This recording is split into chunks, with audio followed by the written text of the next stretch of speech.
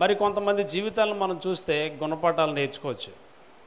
వారి జీవితాలు మనకి, కొంతమంది జీవితాలు మనకి చాలా ప్రోత్సాహకరంగా ఉంటాయి, బలపడడానికి చాలా బాగుంటాయి. కొంతమంది జీవితం చూసినప్పుడు మనం ఇలా ఉండకూడదు అని అనిపిస్తుంది అన్నమాట. కాబట్టి మొత్తం అంతా ఈ బైబిల్ అంతా కూడా కొన్ని క్యారెక్టర్స్తో నింపబడినటువంటి పుస్తకం ఇది. కాబట్టి కొంతమంది చూసినప్పుడు వాళ్ళలో పాజిటివ్ అని చూడవచ్చు, కొంతమందిలో చూసినప్పుడు నెగిటివ్ అని చూడవచ్చు. సో అట్లాంటి ఒక క్యారెక్టర్ని ఈరోజు మీ ముందు ఉంచాలని చూస్తూ ఉన్నాను.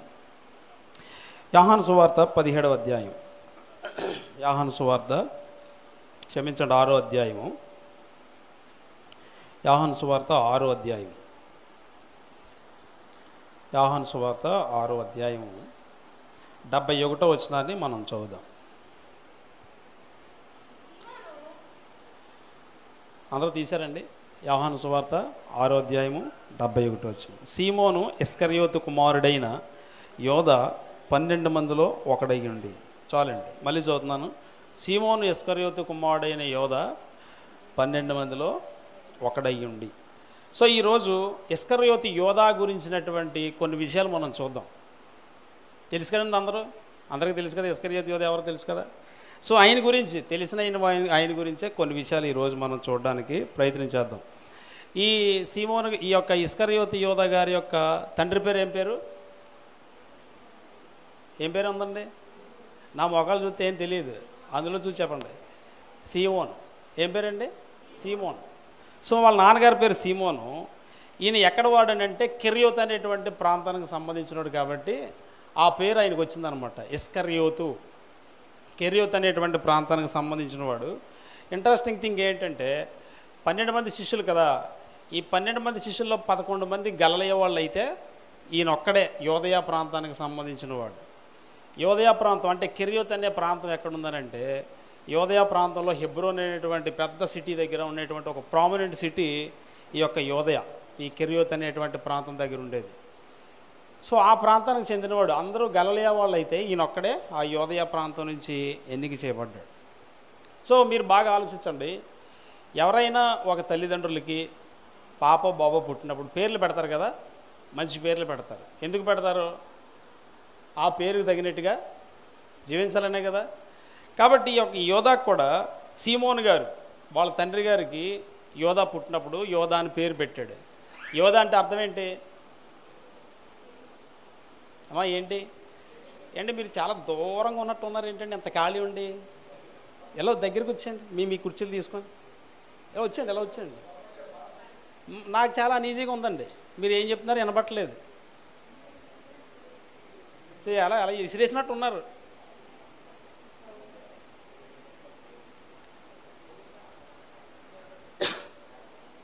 కాబట్టి యోధా అనేటువంటి పేరు పెట్టినప్పుడు ఆ తల్లిదండ్రులకు ఉండేటువంటి ఒక ఆలోచన ఏంటంటే ఈయన దేవుణ్ణి స్తుతించేవాడిగా ఉండాలి,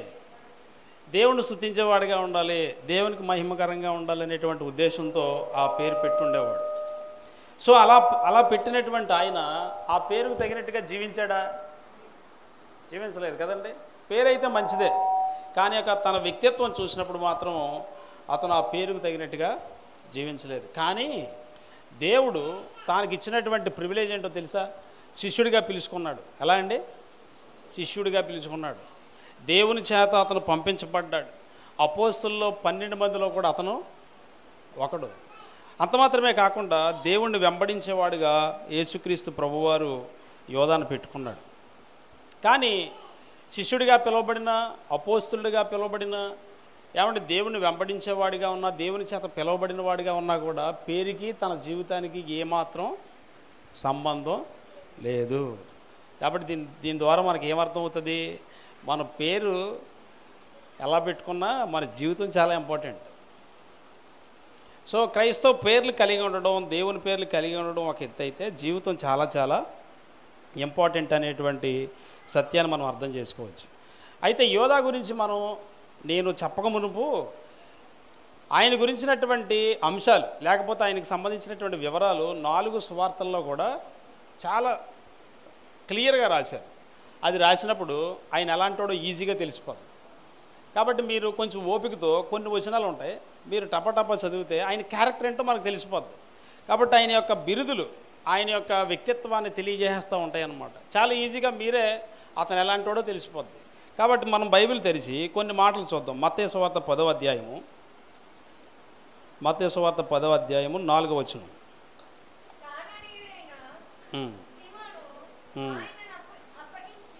అమ్మ వింటారండి? క్లియర్గా వినండి. ఒకరు చదవండి, మిగతా వాళ్ళు క్లియర్గా వినండి. ఒకటి మత్తయి సువార్త 10వ అధ్యాయము 4వ వచనం. ఆయనను అప్పగించిన యోధ. ఏ యోధ అండి? ఆయనను ఎవరిని అప్పగించిన యోధ? యేసుప్రభు అంటే సొంత యజమాని కదండి. సొంత యజమానిని నమ్మించి మోసం చేసి అమ్మేశాడు అంతే. అప్పగించిన యోధ ఎవరిని? తాను ఎంతో పిలిచి నమ్మకం ఉంచి పిలిచినటువంటి ఆయన్ని దగ్గరుండి అప్పగించేశాడు అంట. ఇది ఒక క్యారెక్టర్. రెండవది చూడండి, రెండవది 6వ అధ్యాయం లోకసువార్త 16వ వచనం. 6వ అధ్యాయము 16వ వచనం. లోకసువార్త 6:16. లోకసువార్త 6:16. అమ్మా, యాకోబు సహోదరుడైన యోధ. ఏ యోధ అండి? అమ్మ ఏ యోధ? ద్రోహి అగు ఇస్కరియోతు యోధ. లోక గారు ఏమని రాశాడో తెలుసండి?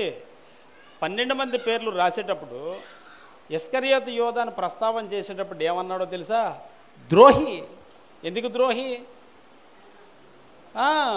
మంచోడిని, తన యజమాడిని, తను ఎంతో నమ్మి అతను పిలిచినటువంటి తన యొక్క మాస్టర్ని తీసుకెళ్ళి అమ్మేశాడు, ద్రోహం చేశాడు. ద్రోహి అయినటువంటి ఇస్కరియోతు యోధ.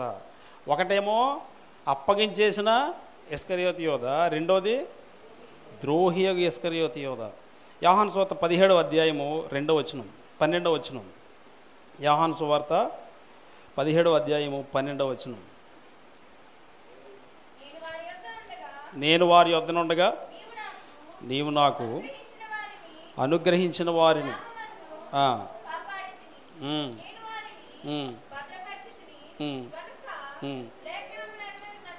చూడండి, బాగా వినండి. లేఖనం నెరవేరునట్లు. ఎవరండి? నాశనపుత్రుడు తప్ప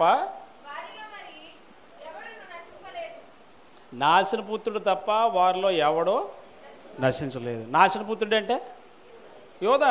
ఈ 17వ అధ్యాయంలో యేసుక్రీస్తు ప్రభువారు తనకు అప్పగించబడినటువంటి 12 మంది శిష్యుల కోసం చేస్తున్న ప్రార్థన అది. ఆ ప్రార్థనలో అందరికీ దేవుడు యేసుక్రీస్తు ప్రభువారికి అప్పగించినటువంటి వారి కోసం ప్రార్థన చేస్తున్నప్పుడు వారిలో ఒకడు తప్ప, ఎవడాడు? ఇస్కరియోతు యోధ. ఎవరైనా నాశనపుత్రుడు అనేటువంటి మాట ఎవరికి వాడారో తెలుసా? తెస్సలోనికీయులకు రాసిన పత్రికలో మనం చూస్తే సాతానుకు వాడారు. ఎవరికండి? సాతానుకు వాడారు. యోహాను గారేమో నాశనపుత్రుడు అని పిలిచాడు, లోక గారేమో ద్రోహి అని పిలిచాడు, మత్తయ్య గారేమో అప్పగించేసినాడు అని పిలిచాడు. అదే యోహాను సువార్త 6వ అధ్యాయం 70-71 మనం చదివితే, అదే యోహాను సువార్త. అందుకు యేసు, నేను మిమ్మల్ని 12 మందిని ఏర్పరచుకోలేదా? అమ్మ జాగ్రత్తగా అంటే మీలో ఒకడు సాతాను. యేసు ప్రభు లిటరల్గా చెప్పిన మాట ఏంటో తెలుసా? మీరు 12 మంది అయితే మీలో ఒకడు సాతానుగాడురా అని చెప్పాడు అని వారితో చెప్పాను. చాలండి, మీలో ఒకడు సాతాను. సో యేసు ప్రభు డైరెక్ట్గా అతని కోసం చెప్తున్నాడు, ఆడు నాశనపాత్రుడు, రెండోది మీలో ఒకడు సాతాను. అదేంటి? యేసుప్రభు శిష్యుల్లో సాతానుగాళ్ళు కూడా ఉన్నారా? చర్చిలో కూడా ఉంటారు. సో అదే చెప్తున్నాడు అన్నమాట, అదే చెప్తున్నాడు. సో మీలో ఒకడు సాతాను. కాబట్టి ఈ విషయాలన్నీ మనం చదువుతూ ఉన్నప్పుడు యోధ క్యారెక్టర్ ఏంటో తెలుస్తూ ఉంటుంది. ఇంకా మీరు చదివితే 12వ అధ్యాయం, యోహాను సువార్త 12వ అధ్యాయం 4, 5, 6 వచనాల్లో ఒక మాట మనం చూస్తాం. ఆయన శిష్యులలో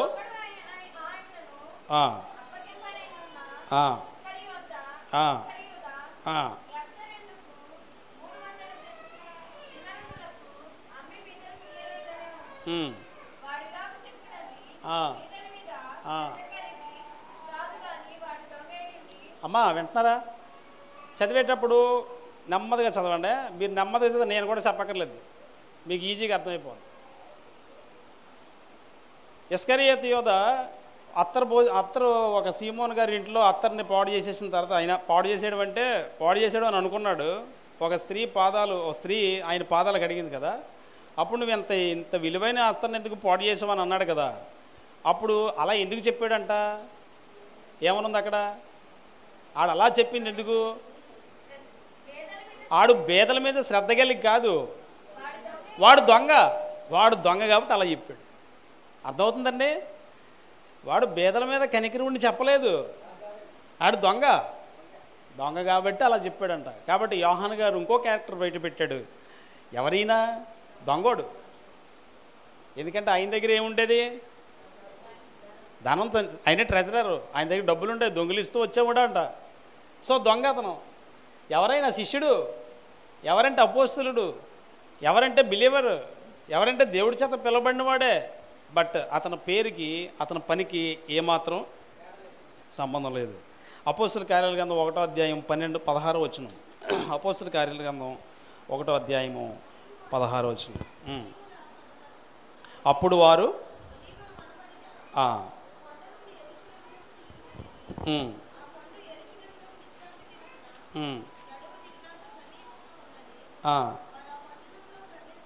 అమ్మా 1:16 సహోదరులారా, యేసును పట్టుకొనిన వారికి త్రోవ చూపిన యోధ. యేసును పట్టుకున్న వారికి అమ్మేసినోడు ఈడే అండ్ మళ్ళీ స్కెచ్ ఈడే గీసాడు.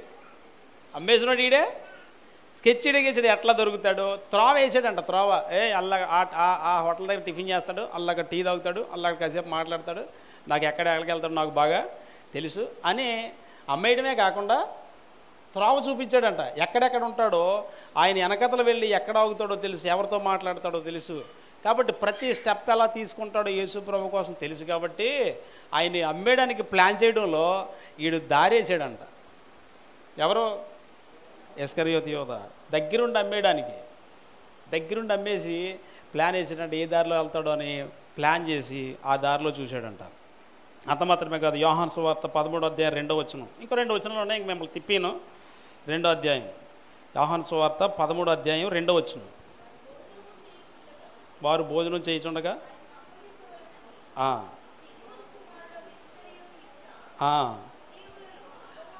చూడండి బాగా వినండి.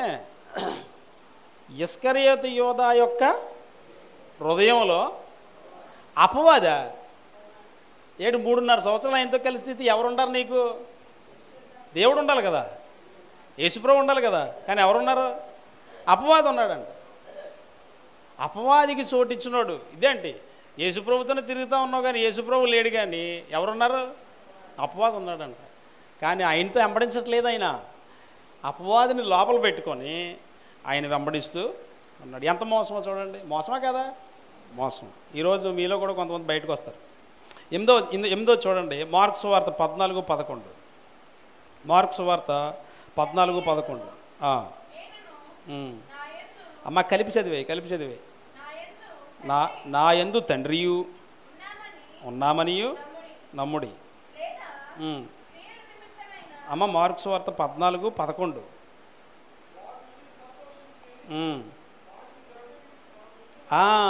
వాడికి ద్రవ్యం ఇచ్చి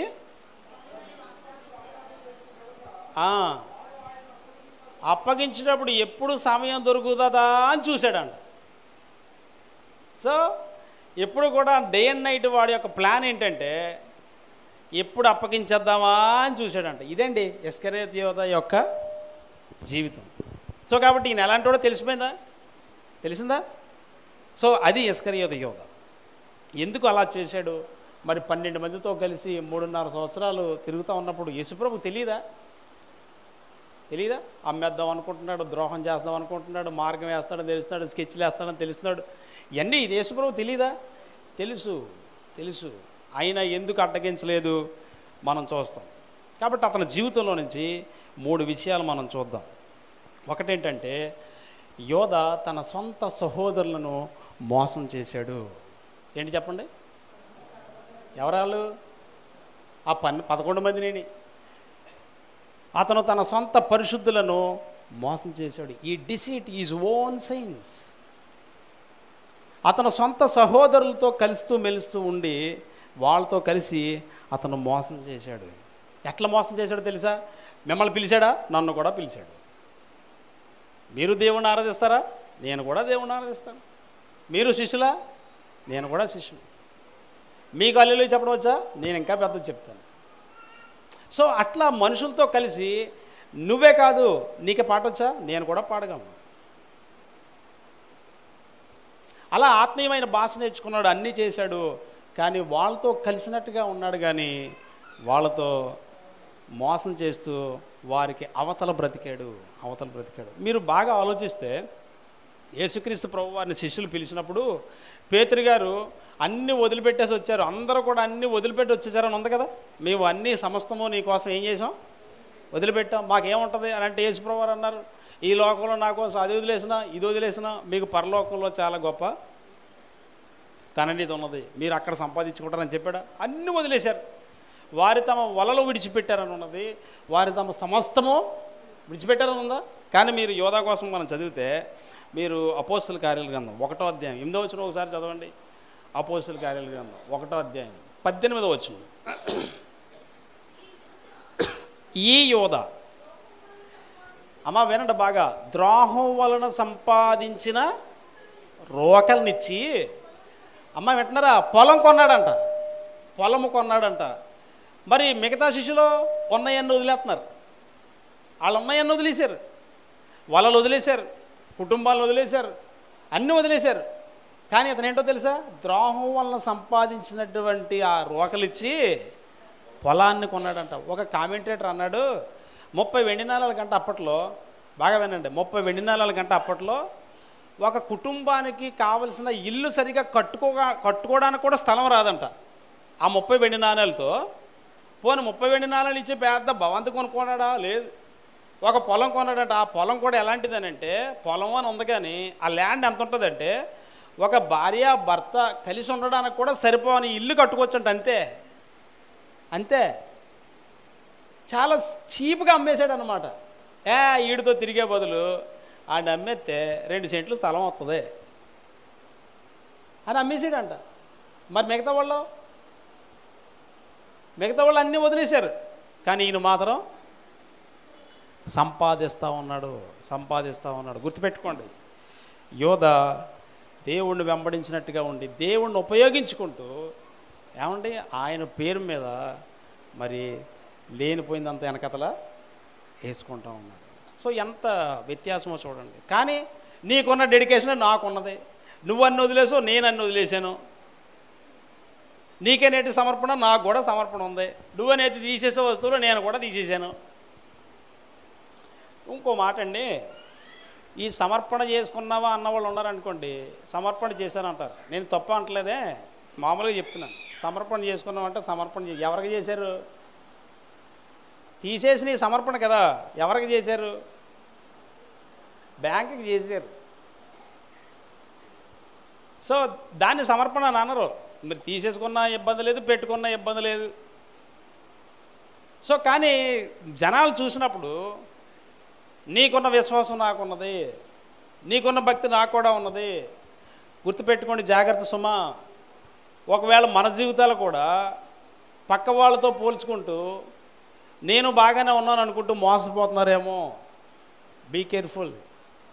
ఈ క్యాండిడేట్ అలాంటోడే, ఈ క్యాండిడేట్ అడే. కాబట్టి జాగ్రత్తగా గుర్తుపెట్టుకోండి. కాబట్టి యోధాలో ఎంత వ్యత్యాసము ఉన్నది, ఏమంటే అంత మాత్రమే కాకుండా కలిసి తిరుగుతూ ఉన్నాడు, కలిసి వాళ్ళతోనే పరిచర్యలో పాల్గొంటూ ఉన్నాడు, కలిసి వాళ్ళతోనే అన్ని ప్రదేశాలకి వెళ్తున్నాడు. కానీ అతని మనసు, అతని హృదయం, అతని యొక్క ఆలోచనలు వాళ్ళకి వ్యతిరేకంగా బయట పనిచేస్తూ ఉంది. వాళ్ళతో కలిసి లేడు. ఏమంటే అతను వెళ్ళినప్పుడు దయ్యాలు వెళ్తూ ఉన్నాయి. యేసుక్రీస్తు ప్రభు వారు వాళ్ళకి అధికారం ఇచ్చినప్పుడు దయ్యాలు పోతూ ఉన్నాయి. సువార్త ప్రకటన చేస్తూ ఉన్నాడు, అద్భుతంగా మాట్లాడుతూ ఉన్నాడు. ఇవన్నీ ఎలాగంటే వెల్ ప్రాక్టీస్ అనమాట. ప్రసంగం చేయడం పెద్ద కష్టమేమి కాదు. ప్రాక్టీస్ చేస్తే వచ్చేస్తుంది. పాట పాడడం పెద్ద కష్టమేం కాదు. ప్రాక్టీస్ చేస్తే వచ్చేస్తుంది. ప్రార్థన చేయడం పెద్ద కష్టమేం కాదు. ప్రాక్టీస్ చేస్తే వస్తుంది. వీడు ప్రాక్టీస్ వెల్ ప్రాక్టీస్ అనమాట, వెల్ ట్రైనెడ్. హల్లెలూయా అనడం తెలిసింది, ఆధ్యాత్మిక భాష నేర్చుకున్నాడు, ప్రైజ్ ది లార్డ్ అని నేర్చుకున్నాడు, ఆమేన్ అని నేర్చుకున్నాడు, స్తోత్రం అని నేర్చుకున్నాడు. భాష అయితే బాగానే ఉంది కానీ బతుకు బాగాలేదు. కానీ ఆధ్యాత్మిక భాష అయితే మాత్రం బాగా వచ్చు. కానీ వాళ్ళతో మోసం చేస్తూ అతను తిరుగుతూ ఉన్నాడు. ప్రసంగంలో మాట్లాడాలంటే మైక్ ఎలా పట్టుకోవాలో తెలుసు, పాటలు పాడాలంటే స్కేల్ ఎలా వాడాలో తెలుసు, ఎలా వాయిద్యాలు వాయించాలో తెలుసు. He well trained. కానీ దేవునితో అతనికి సంబంధం లేదు. సోషల్ లైఫ్ నేర్చుకున్నాడు, ఎలా మాట్లాడాలా, ఎలా నిలబడాలా, ఎట్లా మనుషులతో కమ్యూనికేట్ చేయాలా అన్నీ తెలుసు. కానీ వారిని మోసం చేస్తూ నిజమైనటువంటి మారు మనసు లేకుండా అతను జీవించాడు. మా అర్థమవుతుందండి? వాళ్ళందరూ గొర్రెల్లాగా ఉంటే ఆ గొర్రెల్లాగా మధ్యలో తోడేలు వేషం వేసుకొని గొర్రెలాగా కనబడుతున్నటువంటి ఒక తోడేలులాగా తిరుగుతూ ఉన్నాడు. జాగ్రత్త సుమ. మన జీవితంలో దేవుని మీద నిజమైనటువంటి విశ్వాసం ఉన్నదా? కొరింథీయులకు రాసిన పత్రికలో అపోస్తలుడైన పౌలు గారు అంటారు, తీయక్కర్లేదులేండి, విశ్వాసులు రాస్తున్న పత్రిక అది. మీలో విశ్వాసం ఉందో లేదో జాగ్రత్తగా చూసుకోండి. విశ్వాసులు రాస్తున్న మాట, మీలో విశ్వాసం ఉందో లేదో చాలా జాగ్రత్తగా చూసుకోండి. చర్చికి రాస్తున్న మాట అది. మై డియర్ ఫ్రెండ్స్, మీరు దేవుణ్ణి ఎట్లాగా వెంబడిస్తూ ఉన్నారు? నిజంగా మన జీవితాలు దేవునికి సమర్పించినవేనా? అతను శిష్యుడే కానీ దేవుని యొక్క ప్రతినిధిగా పనిచేయవలసిన వాడు మరి సాతానుకు దూతగా పనిచేస్తూ ఉన్నాడు. విచిత్రం ఏంటంటే యేసుప్రభుకి అన్నీ తెలుసా తెలియదండి? తెలుసు. యేసుప్రభుకి అన్నీ తెలుసు. కాబట్టి మొట్టమొదటిది ఏంటో తెలుసా? తన సహోదరులను మోసం చేశాడు. ఎవరినండి? తన సొంత సహోదరులను 3.5 సంవత్సరాలు చూస్తూనే ఉన్నాడు, వాళ్ళతో తిరుగుతూనే ఉన్నాడు, వాళ్ళని అబ్జర్వ్ చేస్తూనే ఉన్నాడు. ఏమంటే యేసుప్రభుకి ఈ 11 మందే కాకుండా 70 మంది శిష్యులు కూడా ఉన్నారు. వాళ్ళు కూడా ఒకప్పుడు వదిలిపెట్టి వెళ్ళిపోయారు. వాళ్ళతో వెళ్ళిపోతే బాగుండు, ఆ 70 మందితో పాటు ఈడు కూడా వెళ్ళిపోతే బాగుండు, కానీ వెళ్ళలేదు. అలా ఉంటూ అతని వ్యక్తిత్వం మరి మోసం చేస్తూ తిరుగుతూ ఉన్నాడు. చాలామందికి క్రైస్తవ కుటుంబాల్లో పుడతారు కాబట్టి ఆటోమేటిక్గా చర్చ్ అంటే అలవాటు అవుతుంది. క్రైస్తవ కుటుంబాల్లో పుడతారు, బైబిల్ పట్టుకోవడం అలవాటు అవుతుంది. క్రైస్తవ కుటుంబాల్లో పుడతారు, పాటలు మామూలుగా అలవాటు అవుతాయి. కానీ మారు మనసు ఉంటుందా? ప్రశ్నే. అంటే ఏంటో తెలుసా? ప్రశ్నే. ప్రార్థన అనే పదం అలవాటు అవుతుంది, ఒళ్ళించడాలు అలవాటు అవుతాయి. తిరిగి జన్మించిన అనుభవం ఉందా? ప్రశ్నే. కానీ ఏం చెప్పుకుంటాం? మేము పుట్టు క్రైస్తవులుగా చెప్పుకోవచ్చు, లేకపోతే మా అమ్మ నాన్న బాగా దేవుడు నమ్మిన వారని చెప్పుకోవచ్చు. మై డియర్ ఫ్రెండ్, నువ్వు నిజంగా రక్షించబడ్డావా? ఏదైతే దేవుడు వదిలేయమన్నాడో అది వదిలేసావా? అలాగే దేవుడు వెంబడిస్తున్నావా? లేదు. కొంతమంది అంట దేవుడు నమ్ముకోకముందు తిరుగుబోతులంట, దేవుడు నమ్ముకున్న తర్వాత క్రైస్తవ తిరుగుబోతులంట. చాలా వెరైటీగా ఉంటుంది. దేవుడు నమ్ముకోకముందు తిరుగుబోతులు, ఆ తర్వాత నమ్ముకున్న తర్వాత ఇంకొక మాట యాడ్ అవుద్ది, అంతే. జీవితం మారదు, క్రైస్తవ తిరుగుబోతులు అంతే. సో కాబట్టి మన జీవితాలు ఎలా ఉన్నాయో ఆలోచించుకోవాలా. మనం ఎవరిని మోసం చేస్తూ ఉన్నాం? ఇతరులను చూసినప్పుడు వారి విశ్వాసంలో మన విశ్వాసానికి ఏమైనా వ్యత్యాసం ఉన్నదా? కలిసి కొనసాగుతూ ఉన్నప్పుడు నిజంగా దేవుణ్ణి వెంబడించే వారముగానే ఉన్నామా? ఇది మనం అర్థం చేసుకోవాలి. అందుకనే ఈయన తన సొంత సహోదరులను మోసం చేశాడు. రెండవది సొంత రక్షకుణ్ణి లేదంటే సొంత యజమానిని తృణీకరించాడు. రెండో పాయింట్ ఏంటంటే సొంత యజమానిని. ఈ డిస్పైట్ ఈజ్ ఓన్ సేవియర్, అతను తన సొంత రక్షకుణ్ణి తృణీకరించేశాడు. తన సొంత యజమానిని, తనతో పాటు ఉండి తన పేరు పెట్టి పిలిచి తనను ఏర్పాటు చేసుకున్నటువంటి ఆ మంచి రక్షకుణ్ణి, ఏ పాపము ఎరిగినటువంటి ఆయన్ని, నిందారహితుడైనటువంటి తన మాస్టర్ని తృణీకరించాడు. ఎలా తృణీకరించాడో తెలుసా? 3 విధాలుగా తృణీకరించాడు. ఎన్ని విధాలుగా అండి? 3 విధాలుగా. ఒకటి, యేసుక్రీస్తు ప్రభువారి మాటలను తృణీకరించాడు. ఏంటండి? యేసుక్రీస్తు ప్రభువారి యొక్క మాటలను తృణీకరించాడు. Is masters words. ఆయన చెప్పేటువంటి మాటలన్నిటినీ తృణీకరించాడు. ఈ మాట వింటే గుండె జల్లుమంటది. ఎందుకో తెలుసండి, ఎవరో గొప్ప ప్రసంగికుడు చేస్తే వినలేదు ఆయన. సాక్షాత్తు యేసుక్రీస్తు ప్రభువారు చెప్తూ ఉంటే ఆయన పక్క నుండి విన్నాడు. What a privilege, what a privilege, ఎంత గొప్ప భాగ్యం. యేసుక్రీస్తు ప్రభువారే ఆయన చెప్తా ఉన్నప్పుడు, ఆయనే వాక్యమైనటువంటి ఆయన శరీరాన్ని ధరించి ఈ లోకానికి వచ్చి ఆయన నిత్య జీవం కోసం మాట్లాడుతూ ఉన్నప్పుడు మాట్లాడినాడు. అమ్మ వింటున్నారా? యోధా కూడా అదే టైపు విన్నట్టే ఉన్నాడు, జాగ్రత్త. కాబట్టి ఆయన మాటలు వింటానే ఉన్నాడు, ఆయనతో పాటునే తిరుగుతూ ఉన్నాడు. ఎక్కడ కూర్చున్నా ఆయన చెప్పేటప్పుడు నిత్య జీవం కోసం చెప్తున్నాడు, మారు మనసు కోసం చెప్తా ఉన్నాడు, పరసంబంధమైన విషయాలు చెప్తా ఉన్నాడు. ఆ మాటలన్నీ కూడా తృణీకరించాడండి. ఆ మాటలన్నీ తృణీకరించాడు. గుర్తుపెట్టుకోండి, మీరు ఎంత ఎక్కువగా వింటే అంత లెక్క ఎక్కువగా చెప్పుకోవాల్సి ఉంటుంది. కొంతమందికి వినడం వ్యసనం. ఆ మీటింగు, ఈ మీటింగు, ఆ మీటింగు, ఆ ప్రసంగం, ఈ ప్రసంగం, టీవీలో ప్రసంగం, ఇంటి ప్రక్కన ప్రసంగం, ఆ ప్రసంగం, అన్నీ వినడం ఇష్టం. నువ్వు ఎంత వింటావో అంత లెక్క అప్పగించుకోవాలి, జాగ్రత్త. నువ్వు ఎంత వింటావో అంత లెక్క అప్పగించుకోవాలి. ఎన్ని ప్రసంగాలు విని ఉంటాడండి యోధ? అర్థం కాకపోతే కూడా చెప్పాడు. అరే వాళ్ళకంటే అర్థం కాదు కానీ మీకు కూడా అర్థం కాలేదా అని రహస్యంగా కూర్చొని చాలా క్లియర్గా చెప్పాడండి యేసుప్రభు. చాలా విషయాలు చాలా క్లియర్గా చెప్పాడు. ఆయన కానీ పట్టించుకోలేడు. మీరు బాగా ఆలోచిస్తే వెర్రివాడైన ధనవంతుడి కోసం యేసుప్రభు చెప్పాడు కదా, ఒకడు లోకమంతా సంపాదించుకొని తన ప్రాణం పోగొట్టుకుంటే ఏమి లాభం చెప్పినప్పుడు ఎవరి కోసం చెప్పాడు తెలుసా? యోధ కోసమే చెప్పాడు. ఒరే యోధ, అందరూ బాగానే ఉన్నారా, నువ్వు మాత్రం ధనం మీద పెట్టావు నీ దృష్టి. ఒకడు లోకమంతా సంపాదించి తన ప్రాణాన్ని పోగొట్టుకుంటే ఏం లాభం? సెట్ రైట్ యువర్ సెల్ఫ్, జాగ్రత్త పడు అని ఇండైరెక్ట్గా చెప్పినా కానీ వినలేదు.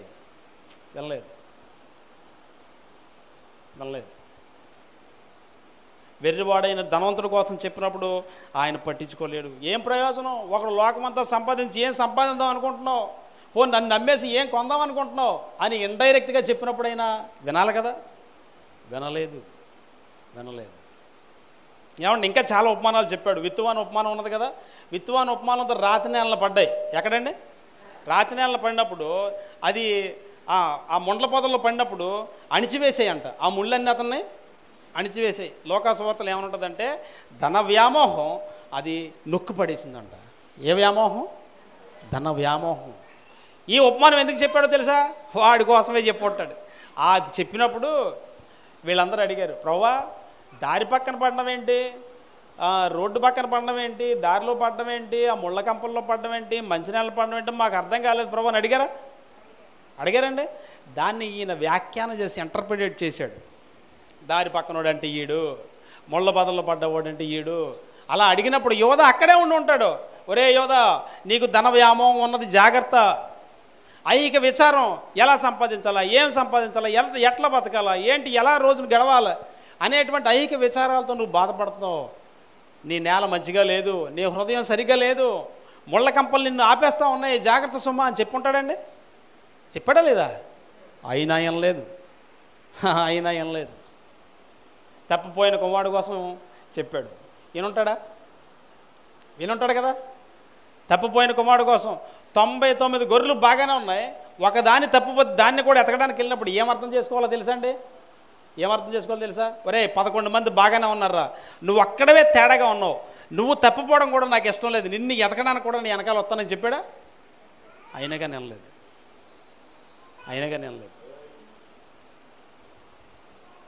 చూడండి, దేవుడు యేసుక్రీస్తు ప్రభువారు తన బోధల్లో కూడా ఇండైరెక్ట్గా ఏం చెప్తా ఉన్నాడంటే, తెలుసు అతని జీవితం ఏంటో, యోధా యొక్క జీవితం ఏంటో అంతా తెలిసి ఈ మాటలు చెప్తా ఉన్నప్పుడు ఆ ప్రేమనేంటో అర్థం చేసుకోలేకపోయాడు. ఆ మాటల్లో ఉన్నటువంటి హెచ్చరికలు ఖాతరు చేయలేకపోయాడు. ఇలా చెప్తా ఉన్నప్పుడు ఆయనకి ప్రసంగాలు బాగా వచ్చు. కొంతమంది ఏమనుకుంటారో తెలుసండి, పాస్టర్ గారికి మైకిస్తే వాళ్ళు ఇష్టం వచ్చినట్టు చెప్పేస్తారండి. ఒకడు అంటున్నాడు మాటల పోగులంట, పాస్టర్ గారిలో మాటల పోగులంట. అంటే ఇంకా వాళ్ళు చెప్పుకుంటూ పోతారు. ఒకసారి ఓ మైలైన చర్చికి పిలిచారు నన్ను, ఓ పెద్ద లోదన చర్చికి. కూర్చున్నారు, ఒక 800 మంది 900 మంది కూర్చున్నారు. ఒకటి తాగేసి వచ్చి పక్కన అంటున్నాడు అనమాట, పాస్టర్ గారు చెప్పుకుంటారా, వాళ్ళకి ఇష్టం వచ్చినట్టు చెప్పుకుంటారు. మన పని మనదే, వాళ్ళ పని వాళ్ళదే. కొంతమందికి ఎక్కువ. అందుకని యేసుప్రభు వారు ప్రతిసారి ఓ మాట చెప్పేవాడు తెలుసా? ఏమని చెప్పేవాడు? చెవి గలవాడు వినుడుగాక. వీడు వినలేదు. మీలో కూడా చాలామంది అమ్మాయి వింటున్నారా అన్నాం అనుకోండి, అప్పుడు ఎలా లేచి ఆమె వింటున్నామండి అంటారు, మళ్ళీ అలా పడుకుంటారు.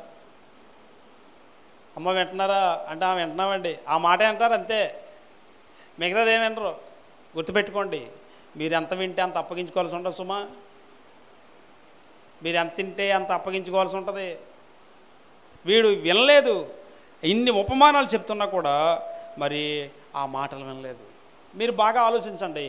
యేసుక్రీస్తు ప్రభు వారి బోధలు ఇప్పటికీ కూడా మనం ప్రకటన చేస్తూ ఉంటే కరుడుగట్టినటువంటి హంతకులు మారుతున్నారే, వ్యభిచారులు మారుతున్నారే, విగ్రహాధికులు మారుతున్నారే, యేసుక్రీస్తు ప్రభు ఎవరో తెలియని వాళ్ళు మారుతున్నారే, హృదయం కఠినమైన వాళ్ళు మారుతున్నారే. యేసు ప్రభు శిష్యుడిగా తిరిగాడు, యేసు ప్రభు అపోస్తులుగా తిరిగాడు, పిల్లల వడిబాడుగా ఎంబడించాడు. కానీ ఏ రోజు కూడా ఆయన మాటకు విలువివ్వలేదండి. విలువివ్వలేదు. జాగ్రత్త సుమ. చర్చిలో ముసిగెచ్చి కూర్చున్న వాళ్ళందరూ వింటున్నారని అనుకోలేం, పద్ధతిగా ఉంటున్నారని వింటున్నారని అనుకోలేం. బహుశా మీ హృదయాలు ఒకవేళ కఠినమైపోయినాయేమో. Be careful. తృణీకరించాడు యేసుక్రీస్తు ప్రభు వారి మాటలు. ఏంటంటే యేసుక్రీస్తు ప్రభు వారి మాటలు. తన యొక్క యజమాని ఎలా తృణీకరించాడో తెలుసా? ఆయన మాటలను బట్టి తృణీకరించాడు. వినలేదు. రెండోది ఏం తృణీకరించాడో తెలుసా? ఆయన పనులు తృణీకరించాడు. ఏంటండి? ఆయన పనులు. మొట్టమొదటిది ఏం తృణీకరించాడు? అమ్మా ఏం తృణీకరించాడు? మాటలు, ఈజ్ వర్డ్స్. రెండోది ఈజ్ వర్క్స్. ఆయన యజమాని యొక్క వర్క్ని, ఆ యజమానుడు చేసిన వండర్స్ని తృణీకరించాడు. ఎలాంటి కార్యాలు చేశాడండి యేసుక్రీస్తు ప్రభువారు? చచ్చిపోయిన వాళ్ళని లేపాడా? దగ్గరే ఉండి ఉంటాడు. కుష్ఠవ్యాధుడు వచ్చాడు, ప్రభా నీకు ఇష్టమైతే నన్ను శుద్ధినిగా చెయ్యి అని అంటే యేసు ప్రభువారు కనికరపడి నాకు ఇష్టమే అన్నప్పుడు ఆడు శుద్ధుడయ్యాడు. లాజరు లేపాడు, యాయిరు కుమార్తెను లేపాడు, పేతురు అత్తగారికి జ్వరం అయితే స్వస్థపరిచాడు, ఓసకాలంలో బాగు చేశాడు, పక్షవాయువులను బాగు చేశాడు. ఏమండి, సముద్రం మీద గాలి తుఫాను వచ్చేస్తూ ఉంటే అణిచివేస్తే అందరూ ఏమన్నారో తెలుసా? ఈయన ఎవరో అన్నారా? కానీ వీడికి ఆ డౌటే రాలేదు. ఈయన ఎవరో అనే ప్రశ్న ఆడికి రాలేదండి. ఈయన ఎంత గొప్పవాడో రాలేదు. కానీ అద్భుతాలు చూసి అలవాటైపోయి ఆనందించడం మొదలుపెట్టాడు తప్ప అదేదో మ్యాజిక్ అనుకున్నాడో ఏమో మనకు తెలియదు. అవి చూసి అలవాటైపోయి ఈయన ఎవరు అనే ప్రశ్న కూడా అతనికి రాలేదు. ఆయన యొక్క కార్యాలని తృణీకరించాడు, ఆయన పనులను తృణీకరించాడు. చాలాసార్లు మన జీవితాల్లో కూడా దేవుడు ఎన్నో అద్భుత కార్యాలు చేస్తాడు మన జీవితంలో. కరోనా దాటుకొని వచ్చేసి, కరోనా తెలుసు కదా, 2019లో కరోనా వచ్చింది, ఇప్పుడు దాకా వచ్చావు. అయినా కానీ దేవుడు నాకేం చేశాడు, దేవుడు నేను చేశాడేంటి? కరోనా దాటుకొని వచ్చావా? ఎంతమంది చచ్చిపోయారు? ఎంతమంది చనిపోయారు? ఎంతమంది బెడ్ రెస్ట్ మీద ఉన్నారు? ఎంతమంది వ్యాధిగ్రస్తులై ఉన్నారు? ఎంతమంది ప్రమాదంలో చచ్చిపోయారు? వయసు భేదం లేకుండా ఎవరు పడితే వాళ్ళు చచ్చిపోతున్నారు. నువ్వు క్షేమంగానే ఉన్నావు కదా. ఇది గుర్తించట్లేదా? ఇది నీ జీవితంలో గుర్తు రావడం లేదా? పూటకి తిండి లేకుండా చాలామంది ఏడుస్తున్నారు కదా. నీకు దొరుకుతుంది కదా, నడవగలుగుతున్నావు కదా, మాట్లాడగలుగుతున్నావు కదా. ఇవి నీకు దేవుడు చేసిన కార్యాలుగా అనిపించడం లేదా? కొంతమందికి దేవుని కార్యాలను రికగ్నైజ్ చేయరు. వీడు కూడా దేవుని మాటల్ని వినలేదు. కానీ మీరు బైబిల్ బాగా చదివితే కనాను స్త్రీ విన్నదంతే. ఆయన ఎవరో యేసు ప్రభు అంట, ఆయన దగ్గరికి వెళ్ళి బతులాడుకుంటే నా కూతురు బాగుపడుతుందని వచ్చేసింది.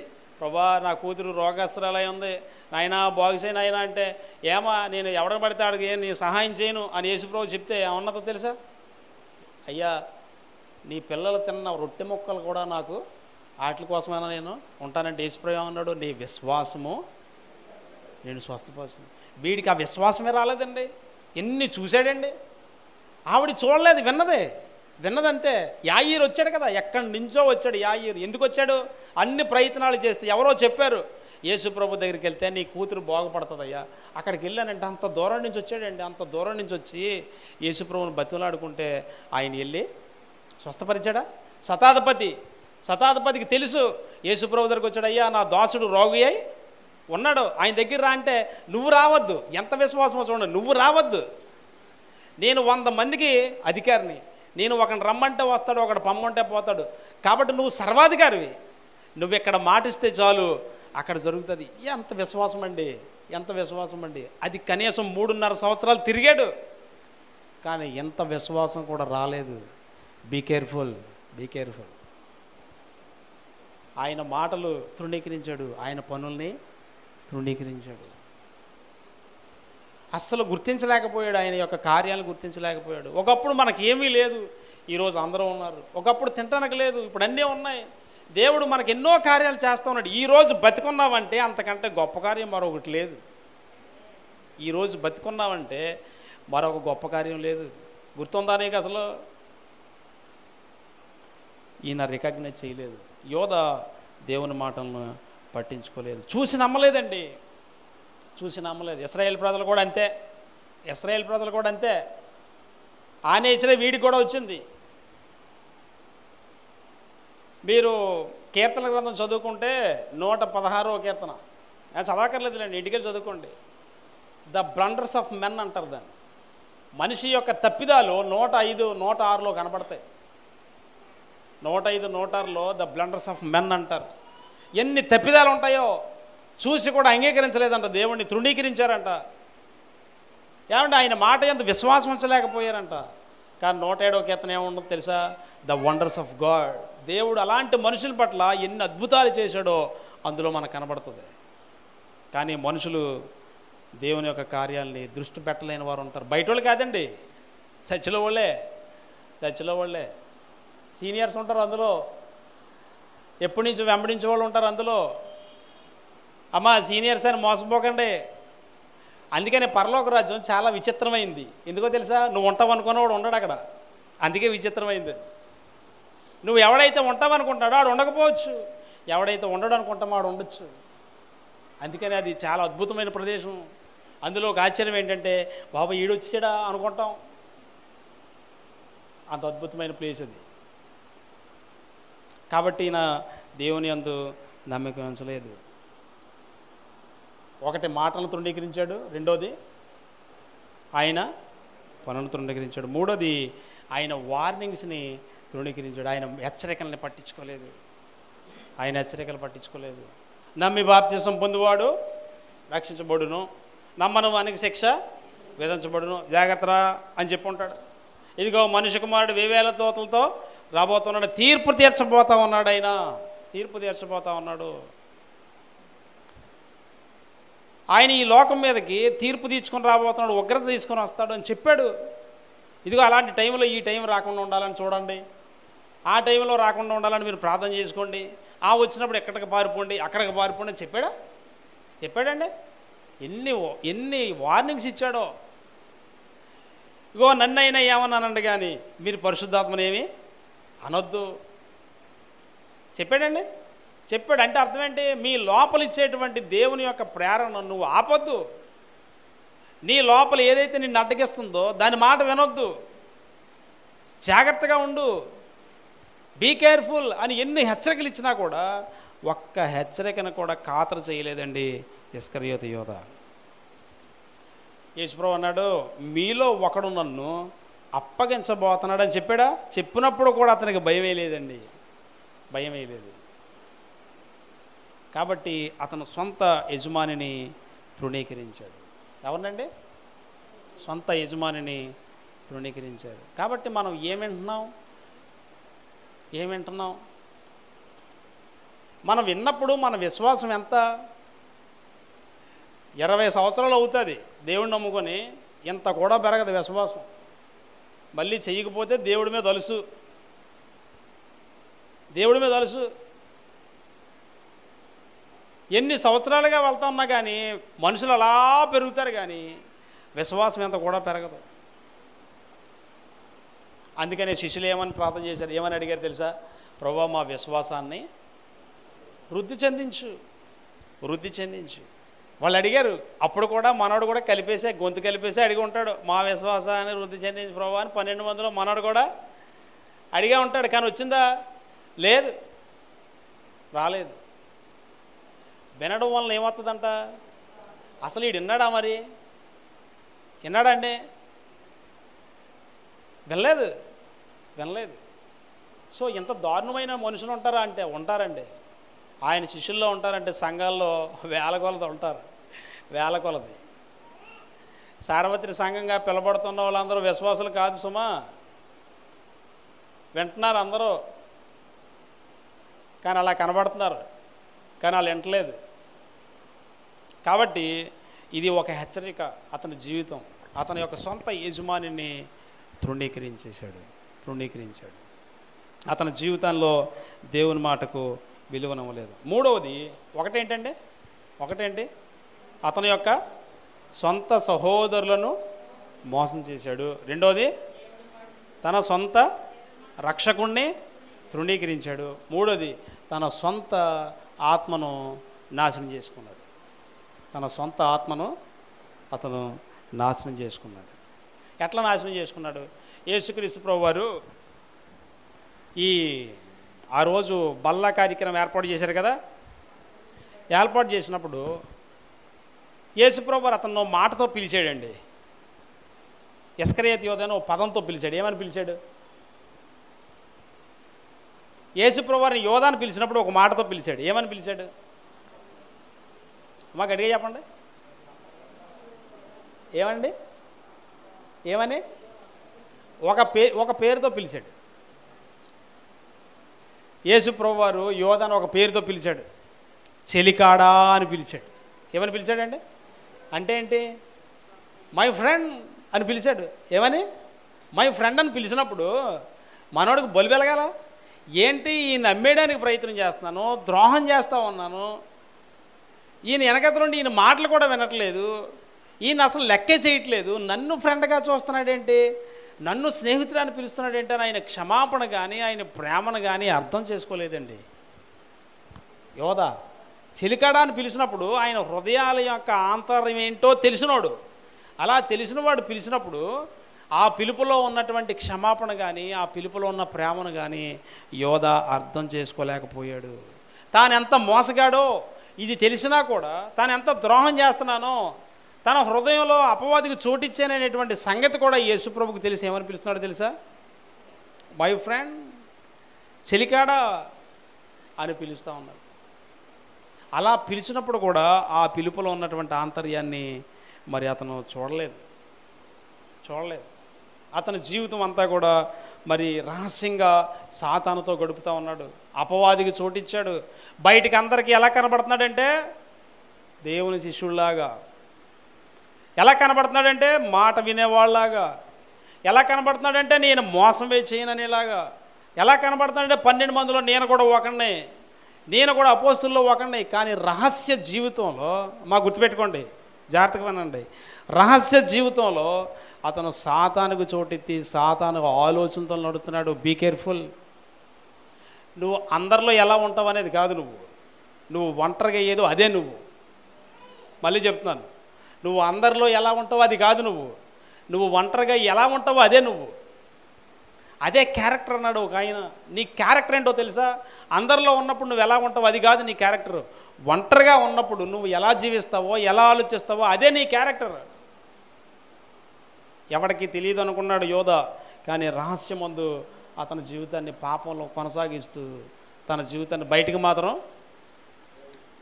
నేను ఒక శిష్యుణ్ణి, నేను ఒక అపోస్తుల్ని, నేను కూడా ప్రార్థన చేస్తే దయ్యాలు పోయాయి. వారు ప్రార్థన చేస్తే దయ్యాలు పోయాయండి. యోధ కూడా ప్రార్థన చేస్తే దయ్యాలు పోయాయి. ప్రభువా నీ నామం పేరట, యేసుప్రభు కూడా అన్నాడు. యేసుప్రభు ఏమన్నాడు తెలుసా? ఆ దినమందు ప్రభువా నీ నామం పేరట దయ్యాలు వెళ్ళగొట్టలేదా, స్వస్థతలు తేలియేతంటే ఏమన్నాడు యేసుప్రభు? వారియు ఎవరు నువ్వు అసలు అంటే యేసుప్రభుతో సంబంధం లేకుండా కూడా చేయొచ్చు. మారు మనసు లేకుండా ప్రసంగం చేయొచ్చు, మారు మనసు లేకుండా పాట పాడవచ్చు, మారు మనసు లేకుండా చర్చికి రావచ్చు, మారు మనసు లేకుండా విశ్వాసిగా ఉండొచ్చు, మారు మనసు లేకుండా పాస్టర్గా కూడా ఉండొచ్చు, మారు మనసు లేకుండా సువార్త చెప్పచ్చు. కానీ అంత్యదినంలో వెళ్ళిన తర్వాత దేవుడు అంటాడు, ప్రభా నీకు కోసం నీ చేశాను కదా, ఎవడరా నువ్వు? ఎవడు? నువ్వెవరో నాకు తెలియదు. గుర్తుపెట్టుకోండి. దేవుడు తాను ఎన్నో అవకాశాలు ఇచ్చినా కూడా, చెలికాడాలు పిలిచినా కూడా ఆ పిలుపులో ఆ యొక్క విధానాన్ని చూసి పశ్చాత్తాపడలేకపోయాడు. అరే, నన్ను పిలుస్తున్నాడా, నా జీవితాన్ని ఎంతగా ప్రేమిస్తున్నాడా అని ఏమి అతను పశ్చాత్తాపడలేదు. ఏం సంపాదించాడండి? ఏం సంపాదించాడు తెలుసా? అన్నీ పోగొట్టుకున్నాడు. చివరికి అతను సంపాదించిన భూమి కూడా అతనికి లేదు. ఊరేసుకొని చనిపోయాడు. సిగ్గుతో, అవమానంతో అతను వెళ్ళవలసిన చోటికి వెళ్ళిపోయాడు. కాబట్టి యేసుక్రీస్తు ప్రభువారు ఎన్నిసార్లు అతని యొక్క విధానాన్ని చూసినా అతను పట్టించుకోలేదు. కానీ ఒక విషయం మాత్రం యోధా తన జీవితంలో ఎప్పుడూ మర్చిపోకూడదండి. అతని జీవితంలో ఎప్పుడు ఆ సంఘటన మర్చిపోకూడదు. ఏంటో తెలుసా? ఆ రోజు రాత్రి అందరినీ కూర్చోబెట్టాడు, నీళ్లు తెమ్మన్నాడు, ఒక టవల్ తీసుకున్నాడు, నడుం కట్టుకున్నాడు, ప్రతి ఒక్కడి పాదాలని కడిగాడా లేదా? కడిగాడండి. కడిగినప్పుడు యోధా పాదాలు కూడా కడిగాడండి. 12 మంది పాదాలని కడిగాడు. అది ఎప్పుడూ కూడా యోధా మర్చిపోకూడదు. ఎందుకో తెలుసా? పరలోకం చూస్తుంది, అక్కడ ఉన్నటువంటి శిష్యులందరూ కూడా చూస్తూ ఉన్నారు. చూసేటప్పుడు ఏంటి అతని పాదాలు పట్టుకుంటున్నాడు ఏంటి అని అంటే, యేసుప్రభు ఒకటే అనుకుని ఉంటాడు, ఏమైనా పోయినా పర్లేదు కానీ ఈరోజు రాత్రి అయినా కూడా ఆడి కాళ్ళు పట్టుకొని, ఈ మాట వినండి, ఈరోజు రాత్రి అయినా వాడి కాళ్ళు పట్టుకొని వాడిని ఎలాగైనా నరకానికి పోకుండా తప్పించాలనుకున్నాడు. అమ్మ, అర్థమవుతుందా? ఈరోజు రాత్రి అయినా కూడా వాడి కాళ్ళు పట్టుకొని వాడు వెళ్ళవలసిన నాశనానికి వెళ్ళకూడదని ఆ రోజు కాళ్ళు పట్టుకొని బ్రతిమలన్నట్టుగా ఏమన్నాడో తెలుసా? యోధా, ఇప్పటికైనా మారు మనసు పొందరా అని కాళ్ళు పట్టుకొని బ్రతిమలాడాడండి. అందుకే ఒక ఆయన ఏమన్నాడో తెలుసా? The greatest person in the world he was to feast worst person in the world. మహోన్నతుడైనటువంటి వ్యక్తి, గొప్పోడైనటువంటి వ్యక్తి, మంచోడైనటువంటి ఒక ద్రోహి యొక్క పాదాలను పట్టుకున్నాడు. ఒక మోసగాడి పాదాలు, ఒక అపనమ్మకస్తుడైనటువంటి వాడి పాదాలు పట్టుకొని, ఒరే, ఈరోజైనా నీకు ఇదే ఛాన్స్ రా, నేను నీ కోసం చేయవలసిందంతా చేశాను యోధా, నీకు చెప్పాల్సిందంతా చెప్పాను నేను, ఇప్పటికైనా నువ్వు మారు మనసు పొందు అన్నట్టుగా ఆయన పాదాలని పట్టుకొని కడిగాడండి. ఆయన పాదాలను పట్టుకొని కడిగాడు. ఈ కడిగేటప్పుడు యోధ ఎలాంటి వాడు యేసుప్రభువుకు తెలియదండి? తెలుసు. అయినా కూడా యోధ లెక్క చేయలేదు. ఏమండి, అతను నిత్యత్వంలో ఊహించలేనటువంటి ఆ నిత్యత్వంలో దారిపోతాడని యేసుప్రభు ఒకడికే తెలుసు. ఎవడో తప్పించుకోలేని ఆ నిత్యత్వంలో జారిపోతున్నాడని ఆ రోజు రాత్రి యేసుప్రభు ఒక్కడికే తెలుసు. అందుకని ఏమని చెప్పాడో తెలుసా? వాడు పుట్టకపోతే బాగుండని చెప్పాడు. మీలో కొంతమంది కోసం కూడా దేవుడు అదే బాధపడతాడు. రక్షించబడ్డాం అనుకొని, మారు మనసు పొందాం అనుకొని, పాపంలోనే జీవిస్తూ ఎన్నోసార్లు దేవుని మాటలు నీ దాకా వస్తున్నప్పుడు నీ కాళ్ళు పట్టుకొని బ్రతిమలాడుతున్నాడు చాలాసార్లు. రే, ఇప్పటికైనా మారు మనసు పొందు తన ప్రేమను నీ దాకా తీసుకొస్తున్నా కూడా దాన్ని తృణీకరించేస్తే దేవుడు కూడా ఏం చేయలేడండి. జాన్ కెల్విన్ అనేటువంటి ఒక ఆయన తన సిద్ధాంతంలో ఈ మాట వాడాడు. ఇర్రెసిస్టిబుల్ గ్రేస్ అనేటువంటి మాట వాడాడు. ఏ గ్రేసు? అడ్డగించలేనటువంటి కృపంట దేవుడిది. ఆ కృపనంట ఎవడో అడ్డగించలేడంట. దేవుడు కృపనివ్వడం మొదలుపెట్టాడంటే ఏ ఒక్కడో కూడా దాన్ని అడ్డగించలేడంట. కానీ యోధ అడ్డుకున్నాడు, నాకు వద్దు అని చెప్పాడు. అంత గొప్ప కృపను, అంత బలమైన కృపని ఒక వ్యక్తి కాదనకుండా దాన్ని పక్కకు పడేస్తే దేవుడు అన్నాడు, నీ కోసం చేయవలసినంతగా నేను చేశాను, ఇంకా నేను కూడా ఏమీ చేయలేను. కాబట్టి అతను మరి నిత్య నరకానికి వెళ్ళిపోయాడు. అతను పుట్టకపోతే బాగుండని చెప్పాడు. యేసు ప్రభు ఎంతవరకు ప్రేమించాడో తెలుసండి యోధాను? మీరు ఒకసారి యోహాను సువార్త 13వ అధ్యాయం యోధాను ఎంతవరకు ప్రేమించాడో మీరు చూడండి. యోహాను సువార్త 13వ అధ్యాయం. యోహాను సువార్త 13వ అధ్యాయం 1వ వచనాన్ని మీరు ఒకసారి చదవండి. అందరూ చదవండి. తాను ఈ లోకంలో నుండి తండ్రి యొద్దకు వెళ్ళవలసిన గడియ వచ్చినని యేసు పస్కా పండుగకు ముందే ఎరిగివాడే లోకములోనున్న తన వారిని ప్రేమించి. ఎవరండి వాళ్ళు?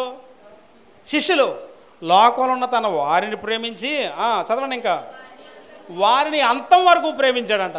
ఆహా, దేవుడు ప్రేమ ఎంత గొప్పదండి! ఎంతవరకు ప్రేమించాడండి? అంతవరకు ప్రేమించాడంట. అందులో ఒక గుంట నక్క ఉందని కూడా తెలుసు దేవుడికి. వాడిని కూడా ప్రేమించాడు, అంతం వరకు ప్రేమించాడు. ఏ రోజు కూడా యోధాని అడ్డగించలేదండి. ఏ రోజు కూడా యోధాని పాయింట్అవుట్ చేయలేదు. కానీ ఎన్నోసార్లు అతనికి ఇండైరెక్ట్గా తన ప్రేమను వెల్లడి చేస్తూ వచ్చాడు, తన మాటలతో వెల్లడి చేస్తూ వచ్చాడు, తన పిలుపుతో వెల్లడి చేస్తూ వచ్చాడు. కానీ ఏ రోజు తన జీవితాన్ని సెటరైట్ చేసుకోలేదు. అమ్మ వింటున్నారా? అప్పుడక్కడ కుర్చీలు ఖాళీ అయిపోతున్నాయి ఏంటండి? సో కాబట్టి అతని జీవితంలో దేవుని మాటకు విలువ లేకుండా పోయింది. అతను తన సొంత ఆత్మను పోగొట్టుకున్నాడు. యోధా ఎప్పుడు పిలిచినా యేసుప్రభుని ఏమని పిలిచాడు తెలుసా? ఏమని పిలిచాడండి? యేసుప్రభుని ఏమని పిలిచాడు యోధా? ప్రభువా అని పిలిచాడా? ఎక్కడా పిలలేదు. బోధకుడా అని పిలిచాడు. ఎప్పుడూ కూడా ప్రభువా అని పిలవలేదు. ఆయన్ని బోధకుడానే అడ్రస్ చేసి పిలిచాడు తప్ప ఏ రోజు కూడా ఈయన నాకు దేవుడు, ఈయన నా జీవితానికి ప్రభువు, ఈయనకి నేను లోబడి ఉండాలా, ఈయన నాకు దేవుడు, ఆయన నీకు బానిసను, నా జీవితం అంతా ఆయనదని ఎప్పుడు కూడా అతను అనలేదు. ఎప్పుడు కూడా తన జీవితాన్ని దేవునికి సమర్పణ చేయలేదు. బోధకుడా అంటూ ఆయన వెనకాలే తిరిగాడు. కానీ దేవునికి చోటు ఇవ్వలేదు. సాతానుకి చోటు ఇచ్చాడంట. ఎవరికండి? సాతానుకి చోటు ఇచ్చాడు. అబ్బా, ఎంత భయంకరమైన వ్యక్తులు ఉంటారా? ఉంటారు. జాగ్రత్తగా. అందుకనే మన రక్షణను నిశ్చత చేసుకోవాలంట. దేవుని వాక్యం ఉన్నది, మీ రక్షణను మీరు నిశ్చయం చేసుకోండి. అంటే అర్థం ఏంటి? మీరు రక్షించబడ్డారో రక్షించబడలేదో నిశ్చయం చేసుకోండి, క్లారిటీగా చచ్చిపోండి అని చెప్పాడు. ఒకటే, ఎలా చచ్చిపోవాలా? ఒక్కొక్కటి చచ్చిపోతానండి, ఆడి కోసం ఏం ప్రసంగం చేయాలో తెలియదు మనకు. ఆడి విశ్వాసం అవిశ్వాసం, ఆడి పిశాసం మనకు తెలియదు మనకి. ఏం చేయాలా? అందుకని నేను ఎప్పుడు ఓ మాట వేస్తానమాట. అలాంటి వాళ్ళ దగ్గర ప్రసంగం చేయమన్నారు అనుకోండి, ఒకటే, మీరు ఆయన కోసం ఏం ఆడొద్దు, ఆయన నిత్యత్వంలోకి పోయాడు. అది పరలోకమైన నిత్యత్వమే, నరకమైన నిత్యత్వమే. కాబట్టి ఎక్కడ చచ్చిపోతున్నాడో క్లారిటీగా చచ్చిపోరు. యేసు ప్రభువు వారు అన్నారు, వారి యొక్క క్రియలను బట్టి వారి ఫలం ఏంటో చెప్పొచ్చు. క్లియర్గా చచ్చిపోండి. మీరు చేసే పనులు క్లియర్గా ఉంటే నువ్వు నా నిత్యరాజ్యాన్ని పోయావని అనుకోవచ్చు. క్లారిటీ లేకుండా చచ్చిపోతే నువ్వు ఎక్కడికి వెళ్ళావో ఎవరికి తెలదు. క్లారిటీ ఉండాలి. చావు కూడా క్లారిటీ ఉండాలి సుమా. మన పనులు మన యొక్క ఫలం ఏంటో చెప్పేస్తుంది. కాబట్టి ఈ వ్యక్తి రక్షించబడకుండానే, రక్షణ నిశ్చయత లేకుండానే చర్చిలో అలా కొనసాగాడు, సంఘంతో కొనసాగాడు, ప్రార్థనలకు వచ్చేసాడు, అన్ని మీటింగ్స్కి ఉన్నాడు, సంవత్సరం వెంబడి సంవత్సరం మీటింగ్స్కి వస్తున్నాడు. కానీ అతని జీవితంలో దేవునికి లోబట్టం లేదు. జాగ్రత్త సుమా. ఆ రోజు రాత్రి ఏమైందో తెలుసా అండి? మీరు యోహాను సువార్త 30 వచనం చదివితే 13వ అధ్యాయం 30 వచనం ఒకసారి చదువుతారా? యోహాను సువార్త 13వ అధ్యాయము 30 వచనం. యోహాను సువార్త 13వ అధ్యాయము 30 వచనం. వాడు ఆ మొక్క పుచ్చుకొని వెంటనే బయటికి వెళ్ళాను. చాలండి. అప్పుడు రాత్రి అంటది. ఎక్కడి నుంచి వెళ్ళాడు? యేసు ప్రభు దగ్గర నుంచి వెళ్ళిపోయాడు. మొక్క పూసుకొని ఎక్కడి నుంచి వెళ్ళాడండి? యేసు ప్రభు దగ్గర నుంచి వెళ్ళిపోతే అది రాత్రి అంటారు. ఇంగ్లీష్లో భలే ఉంటుంది. ఎలా ఉంటుందంటే, he went out from presence of God to darkness అని ఉంటుంది. భలే రాశాడు తెలుగులో కూడా. యేసు ప్రభు దగ్గర నుంచి ఎవడైతే దూరం అయిపోతాడో ఆడు చీకట్లోకే పోతాడు డెఫినెట్గా. He went out from the presence of God to darkness. దేవుని విడిచి తిరిగేవాడు ఎవడైనా అంధకారంలోనే ఉంటాడండి. ఆ రోజు మొక్క ముంచుకొని వెళ్ళిపోయాడంట దేవుడి దగ్గర నుంచి. ఆయన వెళ్ళిపోయినప్పుడు ఎక్కడి నుంచి వెళ్ళిపోయాడు తెలుసా? దేవుడి సన్నిధి నుంచి పోయాడు. యేసు ప్రభు ఉన్నటువంటి ఆ యొక్క ప్రదేశం నుంచి దేవుడి సన్నిధి నుంచి బయటికి వెళ్ళిపోతే అది రాత్రి. ఏంటది? రాత్రి. గుర్తుపెట్టుకోండి, దేవుని వదిలి తిరిగేవాడు ఎవడైనా అంధకారమే. వాడి జీవితం ఎప్పుడు అంధకారమే. అందుకని దేవుడు వదిలిపడేశాడు. ఇంకా ఒక వ్యక్తి, థామస్ వాట్సన్ అనేటువంటి వ్యక్తి మాట చెప్పాడు. ఏమన్నాడంటే, ఒక వ్యక్తిని ఇంకా దేవుడు తన ఇష్టానికి వదిలేశాడంటే దాన్నే భ్రష్టత్వం అంటారంట. ఏమంటారంటే? భ్రష్టత్వం. ఒక వ్యక్తి దేవుణ్ణి విడిచి తిరగడమే. ఇంకా అతను అప్పగించేశాడు, ఇంకా దేవుడు వదిలేశాడు కదా, వదిలేస్తే దాన్ని ఏమంటారో తెలుసా? భ్రష్టత్వానికి అప్పగించేయడం అంటారు. ఇంకా ఆడు ఎలా జీవిస్తాడో ఎవడికి తెలియదు. ఏమని చెప్తాడో తెలుసా? ఆడు చెప్పేదంతా కరెక్ట్ అనుకుంటాడు. అతని జీవితం ఏదైనా కూడా తప్పు అనేటువంటి చెప్తే సరి చేసుకోవడానికి ఇష్టపడ్డావు, దాన్నే భ్రష్టత్వం అంటారు. భ్రష్టత్వం అంటే అర్థం ఏంటో తెలుసా? పశ్చాత్తాపం ఉండదు, మారు మనసు ఉండదు, తన దాకా వచ్చినప్పుడు నేను సెటరైట్ చేసుకోవాలని ఉండదు. అతని జీవితాన్ని చీకట్లోకి వెళ్ళిపోతాడు కాబట్టి అతను ఎక్కడికి వెళ్తున్నాడో వాడికి తెలియదు. దాన్నే భ్రష్టత్వం అంటారు. అమ్మ వింటున్నారా? భ్రష్టత్వం అంటే ఏంటంటే దేవుడు ఒక వ్యక్తిని విదిలేస్తే ఇష్టం వచ్చినట్టుగా జీవిస్తాడు. కానీ మరి ఈ వ్యక్తి దేవుడు ఒడిచి చీకట్లోనికి వెళ్ళిపోయాడు. దీన్నే భ్రష్టత్వం అంటారు. కానీ అతని జీవితంలో పశ్చాత్తాపం ఎంతైనా కొసాన కూడా లేదండి. పశ్చాత్తాపడ్డాడు, కానీ ఎక్కడ పడ్డాడు తెలుసా? మనుషుల దగ్గర, ఆ అమ్మేసిన వాళ్ళ దగ్గరికి వెళ్ళి అక్కడికి వెళ్ళి నేను నిరపరాధి యొక్క రక్తాన్ని అప్పగించానని ఆ డబ్బులు అలా ఇచ్చేసాడు. నీ ఎవడికి మాకు కావాలరా అని చెప్పని వాళ్ళు దాన్ని యాక్సెప్ట్ చేయలేదు. దేవుడి దగ్గరికి రాలేదు. కానీ అదే శిష్యుల్లో పేతురు ఉన్నాడండి. పేతురుని కూడా యేసుప్రభు వారు ఏమని పిలిచారు తెలుసా? ఓ సందర్భంలో ఏమని పిలిచారు? సాతానా వెనక్కపో అన్నాడండి. 3 సందర్భాల్లోనూ 2 సందర్భాల్లోనూ దేవుని చిత్తాన్ని అడ్డగిస్తున్నాడు కాబట్టి సాతానా వెనక్కి, అది అన్నటికీ కాకూడదు. మనుష్య కుమారుడు అన్యుల చేతకి అప్పగించకూడదు, ఆ బలత్కారుల చేతకి అప్పగించబడకూడదని అంటే సాతానా వెనకే వెళ్ళిపో అన్నాడు. అతని జీవితంలో కూడా సాతాను ప్రభావం చూపించింది. 12 మందిలో ఉన్నటువంటి పేతురు మీద కూడా ప్రభావం చూపించినప్పుడు అతను కూడా దాని మీద నడిపించబడతా ఉంటే అతని జీవితంలో కూడా దేవుణ్ణి ఎవరో నాకు తెలియదని 3 సార్లు బొంకాడండి. అలా బొంకినటువంటి వ్యక్తి నేను తప్పు చేశాను అని తెలిసినప్పుడు ఎంత పశ్చాత్తాపడ్డాడు. ఆ దేవుని దగ్గరికి వచ్చి పశ్చాత్తాపడ్డాడు, కనికరాన్ని పొందాడు. ఏమంటే దేవుడైన పిలిచి ఇదిగో నీ మీద నా సంఘాన్ని కడతానని వాగ్దానం చేశాడు. కానీ ఎంత పశ్చాత్తాపం కూడా యోధాకి లేదా? పాపం చేయనివాడు ఎవడు ఉండడండి, అపరాధం చేయనివాడు ఎవడు ఉండడండి. కానీ దానికి పశ్చాత్తాపము, క్షమాపణ దేవుడి దగ్గర ఉన్నది. కఠినం చేసుకున్నాడు తన హృదయాన్ని, అలాగే కొనసాగించాడు. కానీ యేసుక్రీస్తు ప్రభువారి దగ్గర పేతురు మాత్రం పశ్చాత్తాపడ్డాడు, తన పాప జీవితాన్ని ఒప్పుకున్నాడు. ఇదే థామస్ వాట్సన్ అనేటువంటి ఆయన ఏం చెప్పాడంటే పేతురు కోసం, ఎక్కడికైనా పేతురు వెళ్ళినప్పుడు అంట పేతురికి అంటే 2 చారలు ఏర్పడిపోయి అంట. 2 కళ్ళకి 2 చారలు ఇలాగ వచ్చినాయి అంట. ఎందుకు వచ్చినాయి అని అంటే ఏదైనా ఒక ప్రాంతానికి వెళ్ళినప్పుడు అడిగేవాడంట, ఏమండి ఈ ప్రాంతంలో ఏమైనా కోళ్ళు ఉన్నాయా అని అడిగేవాడంట. కోళ్ళు ఉంటే ఏం చేస్తాయండి? కొక్కరొక్కో అని వస్తాయి కదా. అలా కూసిన ప్రతిసారి పేతురికి తన పాపమేంటో గుర్తుకొచ్చేదంట. అలా పాపమేంటో గుర్తుకొచ్చినప్పుడు ఎవరిని అప్పగించేశాడు? తన సొంత రక్షకుడిని కాదనుకున్నాడు. అది గుర్తొచ్చిన ప్రతిసారి గుండెలు బాదుకుంటూ అయ్యో నా సొంత రక్షకున్నా నేను వద్దని చెప్పాను, నా సొంత రక్షకున్నా నేను నాకు తెలియదని చెప్పాను, అయ్యో ఎంత గొప్ప పాపం చేశానని ప్రతిరోజు ఎక్కడ కోడి కూస్తే అక్కడ ఏడ్చేవాడంట. అందుకని అతనికి 2 సార్లు అంత లోతైన పశ్చాత్తాపం పేతురుకున్నది. అందుకని అతను క్షమించబడ్డాడు, దేవుని చేత అతను వాడబడ్డాడు. అతను అపోస్తలుడిగా పెద్దగా అనేక మందికి ఆశీర్వాదకరంగా మారాడు. ఏమండి యోధ ఏం సంపాదించాడు? అపోస్తలత్వాన్ని పోగొట్టుకున్నాడు, పరిచర్యని పోగొట్టుకున్నాడు, ఆయన బృందంలో ఉండేటువంటి విధానాన్ని పోగొట్టుకున్నాడు, ఆ మేడగదిలో దేవుని ఆత్మ చేత నింపబడేటువంటి విధానాన్ని పోగొట్టుకున్నాడు. ఏమంటే దేవుని కొరకు బ్రతకడంలో, ఆ పరిచర్ని కొనసాగించడంలో అతను విఫలమైపోయాడు. బీ కేర్ఫుల్ మై ఫ్రెండ్స్, చాలా జాగ్రత్త సుమా.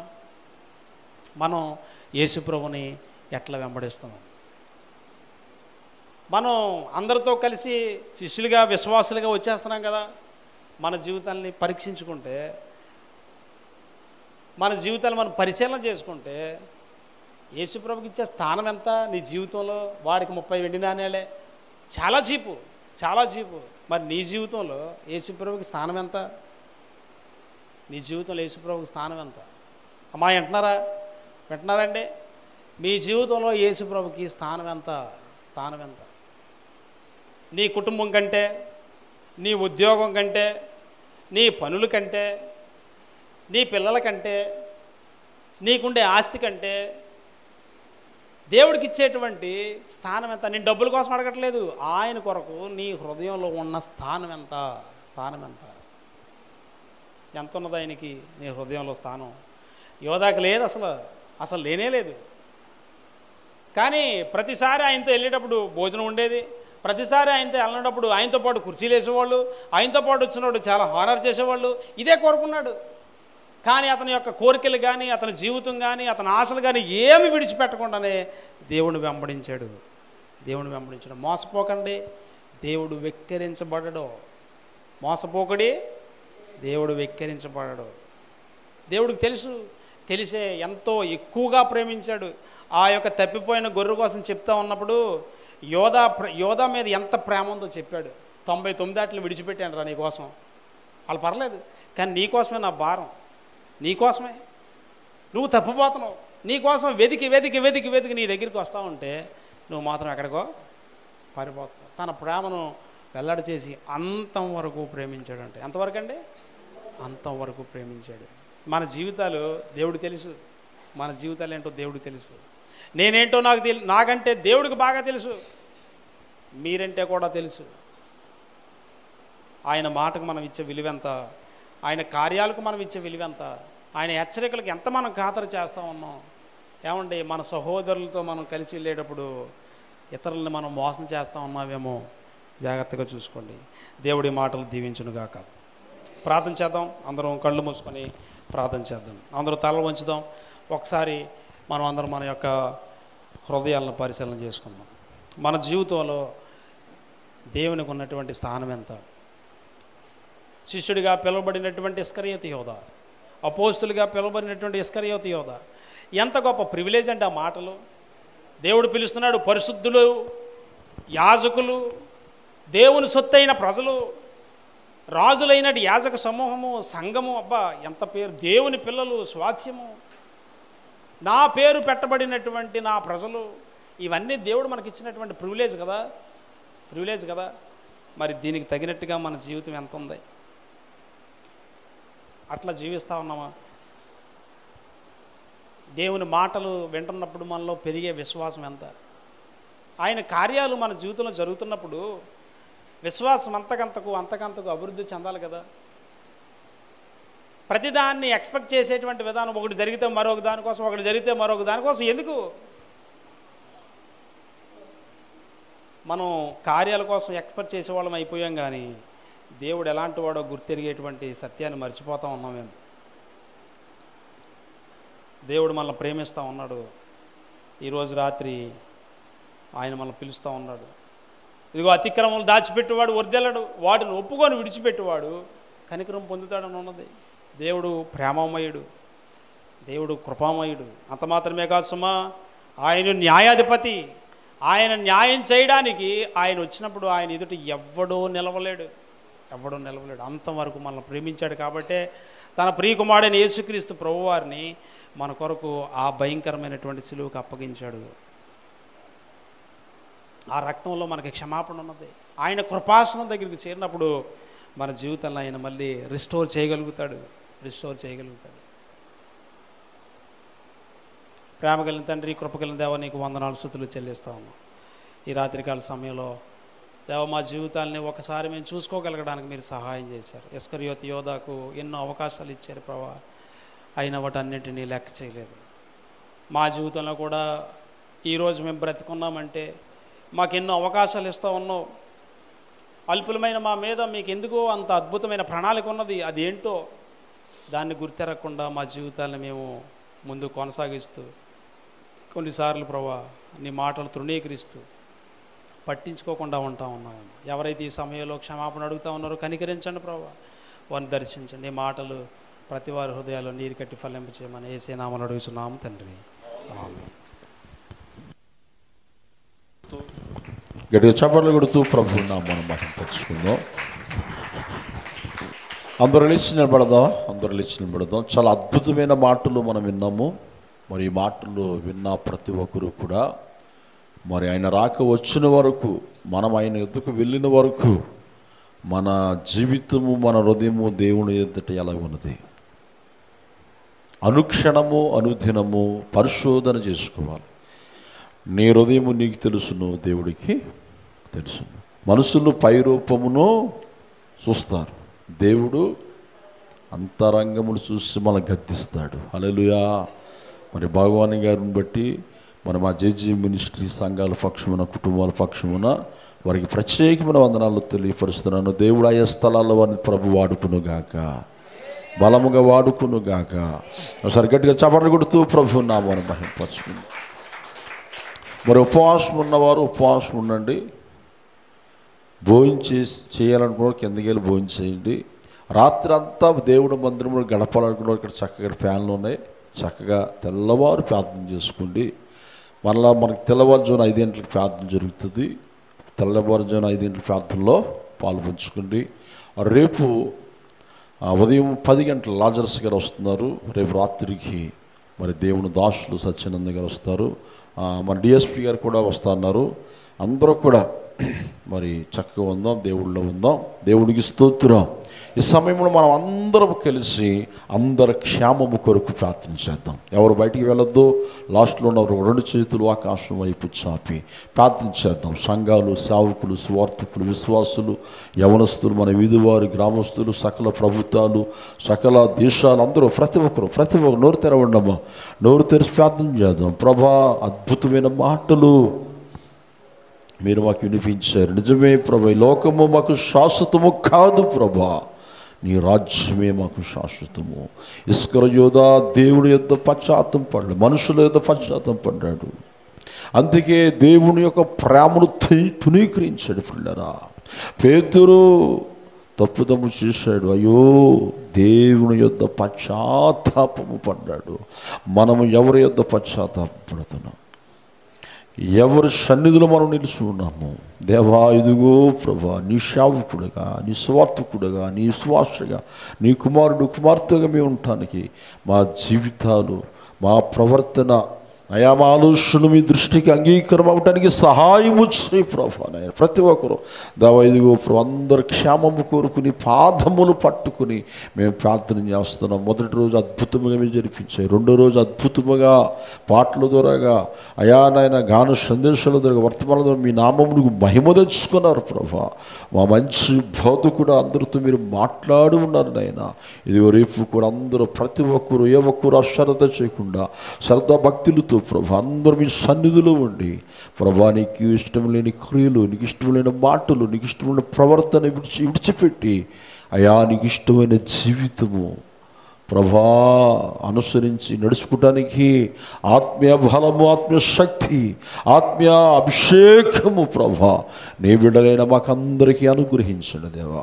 ఈ 3 దినాలు ప్రభా ప్రార్థించిన బిడ్డలకి, సహకరించిన బిడ్డలకు, ప్రోత్సహించిన బిడ్డలు, ఆయా స్థలాల నుండి ప్రార్థన చేసిన బిడ్డలు అందరూ మీరు దీవించండి మా ప్రభా. ప్రభు మన ప్రార్థన ఆలకించి మనతో మాట్లాడిన దేవునికి ఒక్కసారి గట్టిగా చప్పట్లు కొడుతూ ప్రభు నామాన్ని మహిమపరుచుకుందాం. లాజరస్ గారు ముందుకు వచ్చి చిన్న ప్రార్థన చేస్తారు. మనం ముగించుకుందాం, సమయం చాలా ఉన్నది. అందరు 2 చేతులు ఆకాశం వైపు చాపుతాం. ప్రతి ఒక్కరు హల్లెలూయా. రేపు ఏ ఒక్కరు మానకుండా అనేకులు నీ స్థలానికి తీసుకొచ్చి దేవుడి మాటలు మన వరకు వినిపిద్దాం.